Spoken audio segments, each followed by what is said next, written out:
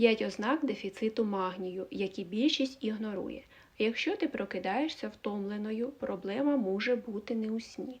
Можливо, організму просто не вистачає магнію. Зверни увагу, якщо в тебе є постійна втома навіть після 7-8 годин сну, судоми або посмикування м'язів, підвищена тривожність чи дратівливість, головний біль або мігрені, труднощі із засинанням чи часті нічні пробудження.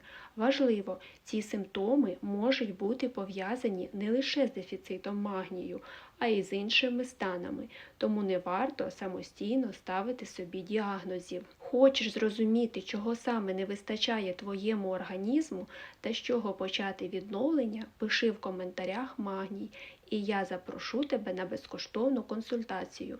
Допоможу розібратися, який саме магній вам варто приймати, зважаючи на ваш стан здоров'я.